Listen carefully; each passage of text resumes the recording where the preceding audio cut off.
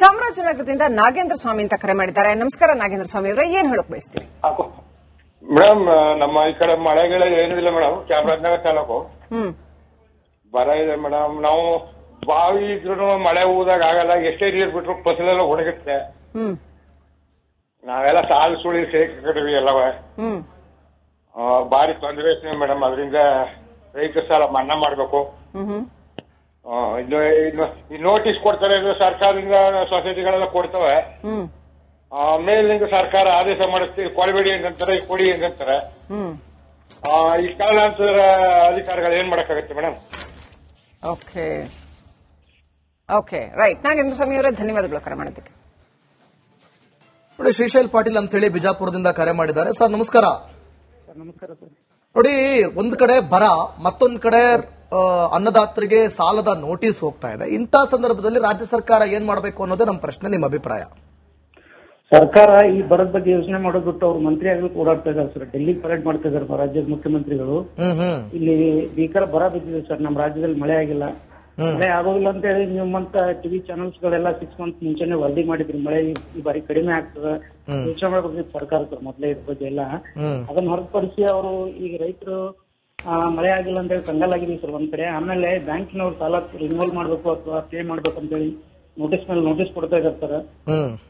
ರಾಜ್ಯದ ಮುಖ್ಯಮಂತ್ರಿಗಳು ಇದನ್ನೆಲ್ಲ ಮರೆತು ಇಲ್ಲಿ ನಮ್ಮ ಸ್ಥಳೀಯ ಶಾಸಕರು ಇರ್ತಾರೆ ಸರ್. ಅಟ್ಲೀಸ್ಟ್ ಆ ಶಾಸಕರನ್ನ ಆ ಮತಕ್ಷೇತ್ರಗಳಿಗೆ ಹೋಗಿ ಬಂದು ಅಲ್ಲಿ ಏನಾಗಿದೆ, ಸಮಸ್ಯೆ ಏನಾಗಿದೆ, ಬರೋದ್ರಿಂದ ಏನ್ ರೈತರಿಗೆ ಏನ್ ನೋವಾಗಿದೆ ಅನ್ನೋದು ಕೇಳೋದ್ಬಿಟ್ಟು ಮಂತ್ರಿ ಆಗ್ಲಿಕ್ಕೆ ಪರೇಡ್ ಮಾಡ್ತಾ ಇದ್ದಾರೆ ಸರ್. ಡೆಲ್ಲಿಗೆ ಬೆಂಗಳೂರು ಓಡಾಡ್ತಾ ಇದ್ದಾರೆ. ರೈತರ ಬಗ್ಗೆ ಕಿಂಚಿತ್ತು ಕಾಳಜಿ ಇಲ್ಲ ಸರ್ ಸರ್ಕಾರಕ್ಕೆ. ದಯವಿಟ್ಟು ರಾಜ್ಯದ ಮುಖ್ಯಮಂತ್ರಿಗಳು ಈ ಮಂತ್ರಿ ಸ್ಥಾನ ಕೊಡೋದಕ್ಕಿಂತ ಮುಂಚೆ ರೈತರು ಕಂಗಾಲಾಗಿದ್ದಾರೆ ಸರ್. ರೈತರು ಇಲ್ಲೆಲ್ಲ ನೋವು ಅನುಭವಿಸ್ತಿದ್ದಾರೆ. ಬರಗಾಲದಿಂದ ನೀರಿಲ್ದೇನೆ ಒದ್ದಾಡ್ತಾ ಇದಾರೆ. ದಯವಿಟ್ಟು ಅದನ್ನ ಸರಿಯಾಗಿ ಅದನ್ನ ತಜ್ಞರ ಸಮಿತಿ ರಚನೆ ಮಾಡ್ಕೊಂಡು ಅದನ್ನ ಸಾಲ ಮನ್ನಾ ಮಾಡ್ಬೇಕು ಅಥವಾ ಏನಾದ್ರೂ ಒಂದು ರೈತರಿಗೆ ಅನುಕೂಲ ಆಗುವಂತ ಕೆಲಸ ಮಾಡ್ಬೇಕು ಸರ್. ರಾಜ್ಯದ ಮುಖ್ಯಮಂತ್ರಿಗಳು ಇದನ್ನೆಲ್ಲ ಮರ್ತ್ಬಿಟ್ಟು ತಮ್ಮ ಒಂದ್ ಇದ್ರಾಗೆ ಮೈಮರ್ತಾರೆ ಸರ್. ಅವರೆಲ್ಲ ಕ್ಯಾಬಿನೆಟ್ ದಾಗ ಸರ್ಕಾರ ಮಂತ್ರಿ ಸ್ಥಾನ ಕೊಟ್ಟಿಲ್ಲ, ಯಾರಿಗೂ ಇಲ್ಲ. ಅವರು ಇರೋ 4 ಜನ ಮಂತ್ರಿಗಳ ಕಡೆಯಿಂದ ಏನ್ ಸಾಧ್ಯ ಆಗ್ತದೆ ಸರ್? ಕೃಷಿ ಸಚಿವರನ್ನ ನೇಮಕ ಮಾಡ್ಕೊಂಡಿಲ್ಲ. ಮುಖ್ಯವಾಗಿ ಕ್ಯಾಬಿನೆಟ್ ರೆಸ್ಪಾನ್ಸ್ ಮಾಡುವಾಗ ಕೃಷಿ ಸಚಿವರನ್ನ ಕೊಡ್ಲೇಬೇಕಾಗಿತ್ತು. ಬಿಟ್ಟು ತಮಗ ಆದಾಯ ಬರ್ತಕ್ಕಂತ ಕೆಲವೊಂದು 4-5 ಖಾತೆಗಳು ಹಂಚ್ಕೊಂಡ್ಬಿಟ್ಟು ತಮ್ಮ ವೈಯಕ್ತಿಕ ಜೀವನ ಮಾಡ್ತಾ ಇದಾರೆ ಸರ್. ರೈತರ ಬಗ್ಗೆ ಯಾವ್ದು ಯೋಚನೆ ಮಾಡ್ತಾ ಇಲ್ಲ.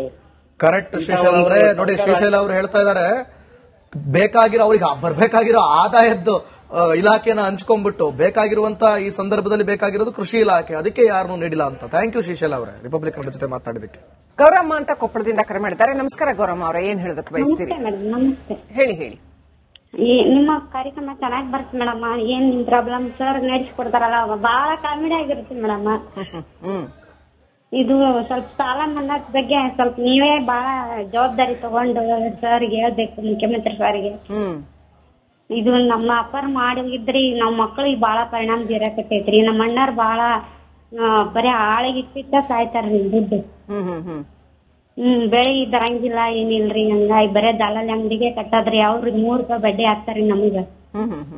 ಬೀಜ ಗೊಬ್ಬರ ಕೊಡ್ಬೇಕಂದ್ರ ಒಟ್ಟ ಆಳಿಗೆ 400 ರೂಪಾಯಿ ಐತ್ರಿ ಪೇಮೆಂಟ್. ಏನ್ ಮಾಡ್ಬೇಕ್ರಿ? ಮನ್ಯಾಗ 2 ಗಂಡ ಹೆಂಡತಿ ಒಬ್ಬ ಮಗ, ಏನ್ ಉಳಿತೈತ್ರಿ ಲಾಭ? ಏನು ಹಿಂಗಿಲ್ಲ. ಆದ್ರ ಮುಖ್ಯಮಂತ್ರಿ ಸರ್ಗೆ ನೀವೇ ಮನವಿ ಮಾಡ್ಬೇಕ್ರಿ ರೈತರ ಬಗ್ಗೆ. ನೀವು ಸಾಲ ಮನ್ನಾ ಆಗ್ಬೇಕು ಅಂತೀರಿ? ಹ್ಞೂನ್ರಿ ಮೇಡಮ್. ಈಗ ನಮ್ಮ ಮನ್ಯಾಗ ನಮ್ಮ ಅಪ್ಪಾರ ಮಾಡಿದ್ದು ನಮ್ಮ ಅಣ್ಣ ತಮ್ಮಳು ಕಣ್ಣೀರ್ ಹಾಕಕತ್ತಾರ್ರಿ. ಈಗ ಏನ್ ಮಾಡ್ಬೇಕು ತಿಳಿವಲ್ರಿ. ಓಕೆ. ಇದು ರೈತರ ಪರಿಸ್ಥಿತಿ. ವೀಕ್ಷಕರೇ, ಧನ್ಯವಾದಗಳು ಗೌರಮ್ಮ ಅವರೇ ಕರೆ ಮಾಡಿದ್ದಕ್ಕೆ. ಮಂಜುನಾಥನ್ ಅವರು ಕರೆ ಮಾಡಿದ್ದಾರೆ ಗದಗಿಂದ. ಮಂಜುನಾಥ್ ಅವರೇ, ನಮಸ್ಕಾರ. ನಮಸ್ಕಾರ ಸರ್. ನೋಡಿ, ಏನ್ ಹೇಳ್ತೀರಾ? ಒಂದು ಕಡೆ ಬರ, ರೈತರು ಬೆಳೆದಂತ ಬೆಳೆ ಒಣಗ್ತಾ ಇದೆ, ಮತ್ತೊಂದು ಕಡೆ ಸಾಲದ ನೋಟಿಸ್. ಸರ್ಕಾರ ಏನ್ ಮಾಡಬೇಕು, ಏನ್ ಮಾಡ್ತಾ ಇದೆ? ಸರ್, ಸರ್ಕಾರ ರೈತರ ಬಗ್ಗೆ ಕಣ್ಣು ಮುಚ್ಚಿಕೊಂಡು ಕುಂತು ಬಿಟ್ಟೈತಿ. ಅವ್ರಿಗೆ ಬರೇ ಸಂಪುಟದ ಬಗ್ಗೆ ಅನ್ನೋದೈತಿ. MLA ಆತು ಯಾರಾತು ಈ ರೈತರ ಕಡೆ ಗಮನ ಇಲ್ಲ. ನಾವೆಲ್ಲ 2 ಲಕ್ಷ ಗಟ್ಟಲೆ ರಾಷ್ಟ್ರೀಕೃತ ಬ್ಯಾಂಕ್ ಸಾಲ ಮಾಡಿವಿ. ಕಡೆಗೆ ಕನಿಷ್ಠ ಬಡ್ಡಿನಾರಾದ್ರೂ ಮನ್ನಾ ಮಾಡಿದ್ರ ಸ್ವಲ್ಪ ರೈತರಿಗೆ ಅನುಕೂಲ ಆಕೈತಿ. ಸಾಲ ಮನ್ನಾ ಮಾಡಕ್ ತಯಾರಿಲ್ಲ ಇವತ್ತು. ಹಂಗಾಗಿ ಮೊನ್ನೆ ನಮ್ಮ ತಹಶೀಲ್ದಾರ್, ಗದಗ ತಹಶೀಲ್ದಾರ್ ಒಂದು ನಾವು ಕುಟುಂಬಚಿಯಿಂದ ಅಂತ ಒಂದು ಇದನ್ ಕೊಟ್ಟಿದ್ವಿ. ಸೋಷಿಯಲ್ ಮೀಡಿಯಾದೊಳಗ ಬರ್ತ್ ನೋಡಿರ್ಬೇಕು. ಒಬ್ಬ DC ಎಷ್ಟು ದರ್ಪ ಮೇರಿತಾನ ಅಂತಂದ್ರೆ ರೈತರ ಮೇಲೆ ಬಹಳ ಇದನ್ ಮಾಡ್ಯಾನ್ರಿ. ಈ ಇದ್ರೊಳಗ ಮೊಬೈಲ್ ಒಳಗ ಬಂದೈತಿ ನೋಡ್ರಿ ಸರ್. ಓಟುಮುಚಿಯಿಂದ ರೈತ ಸಂಘದವ್ರು ಕೊಡಾಕ್ ಹೋಗಿದ್ರು ಸರ್ ಅಲ್ಲಿಗೆ. ಅದೇನ್ರಿ, ಹಂಗಾಗಿ ಅವರು ಹೊಳೆ ಕಳ್ಸ್ಯಾರಿ. ನಾಳೆ 5ನೇ ತಾರೀಕಿಗೆ ಇಲ್ಲಿ ಚಳವಳಿ ಐತ್ರಿ, ಅದ್ರ ಬಗ್ಗೆ ಸಾಲ ಮನ್ನಾ ಮಾಡ್ರಿ. ಆದ್ರ ನಾವು ಕೇಳಿದ್ದು ರೈತರ ಬೆಳೆ ವಿಮಾ ಕೇಳಕ್ ಹೋಗಿದ್ದು. ಬೆಳೆ ವಿಮಾ ಕೇಳಕ್ ಹೋಗಿದ್ದಕ್ಕ ಅವರು ಉಡಾಪೆ ಉತ್ತರ ಕೊಟ್ಟು ಕಳ್ಸ್ಯಾರ. ಎಸ್ ನೋಡಿ, ಒಂದು ಕಡೆ ಸರ್ಕಾರದವರು ರಾಜಕಾರಣಿಗಳು ಏನೂ ಒಂದು ತಲೆಬಿಸಿ ತಗೊಳ್ತಾ ಇಲ್ಲ, ಮತ್ತೊಂದು ಕಡೆ ಅಧಿಕಾರಿಗಳು ಈ ತರ ಉಡಾಫೆಯಾಗಿ ಮಾತನಾಡ್ತಾರೆ ಅಂತ ರೈತರ ಆರೋಪ. Thank you Manjunath, Republic Kannada ಜೊತೆ ಮಾತನಾಡಿದಕ್ಕೆ. ಸಹನಾ ಅಂತ ಮೈಸೂರಿಂದ ಕರೆ ಮಾಡಿದ್ದಾರೆ. ನಮಸ್ಕಾರ ಸಹನಾ ಅವರೇ, ಏನ್ ಹೇಳಕ್ ಬಯಸ್ತೀರಿ? ನಮಸ್ತೆ ಮೇಡಮ್, ನಾನು ಸೋಷಿಯಲ್ ವರ್ಕರ್. ನಾನು ಈ ತರ ಸಾಲದಲ್ಲಿ ಸುಳಿಯಲ್ಲಿ ಸಿಕ್ಕಾಕೊಂಡಿರೋ 100 ರೈತರದ್ದು ಅರ್ಜಿಗಳನ್ನ ಬರ್ಸ್ಬಿಟ್ಟು ಮನ್ನಾ ಮಾಡ್ತಿದೀನಿ. ಬಟ್ ಅದು ವೈಯಕ್ತಿಕವಾಗಿ ಅವ್ರವ್ರ ರೈತರುಗಳು ಸರ್ಕಾರಕ್ಕೆ ಅರ್ಜಿಗಳನ್ನ ಹಾಕಿದ್ರೆ ಖಂಡಿತವಾಗಿ ಅವ್ರು ಮಾಡ್ತಾರೆ. ಎಲ್ರು ಸೇರ್ಕೊಂಡು ಒಟ್ಟಿಗೆ ಹೀಗೆ ಮಾಡಿ ಅಂತ ಹೇಳಿದ್ರೆ ಯಾರು ಸರ್ಕಾರ ಗಮನ ಹರಿಸ್ತಿಲ್ಲ.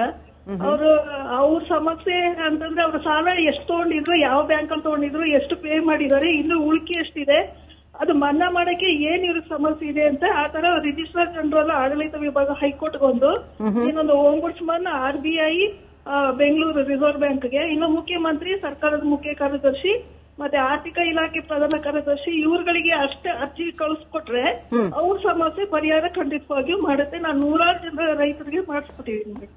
ಸಹನಾ ಅವರೇ, ನೀವು ಸಾಕಷ್ಟು ಜನ ರೈತರಿಗೆ ಈ ತರ ಸಾಲ ಮನ್ನಾ ಈ ಸಾರಿ ಮಾಡಿಸ್ಕೊಟ್ಟಿದ್ದೀರಾ? ಇಲ್ಲ, ನಾ ಕಳೆದ 20 ವರ್ಷದಿಂದ ಮಾಡಿಸ್ತಾ ಇದ್ದೀನಿ ಮೇಡಮ್. Okay, that's amazing. ಧನ್ಯವಾದಗಳು ಸಹನಾ ಅವರೇ ಕರೆ ಮಾಡಿದ್ದಕ್ಕೆ. ನೋಡಿ, ಸಾರ್ವಜನಿಕರು ಕರೆ ಮಾಡಿದಾಗ ಎಂತೆಂತ ಪರಿಹಾರ ಬರುತ್ತೆ ಅಂತ ಅವ್ರು 100 ಜನ ರೈತರಿಗೆ ವೈಯಕ್ತಿಕವಾಗಿ ಅರ್ಜಿ ಸಲ್ಲಿಸಿ ಮಾಡಿಸ್ಕೊಟ್ಟಿದ್ದೀನಿ ಅಂತ ಹೇಳಿದ್ರು. ಖಂಡಿತ ರಿಪಬ್ಲಿಕ್ ಕನ್ನಡ ಈ ಬಗ್ಗೆ ಸಹನಾ ಅವ್ರನ್ನ ಮಾತಾಡಿಸಿ ಇನ್ನಷ್ಟು ಮಾಹಿತಿಯನ್ನ ನಿಮ್ಮ ಮುಂದೆ ತರ್ತೀವಿ.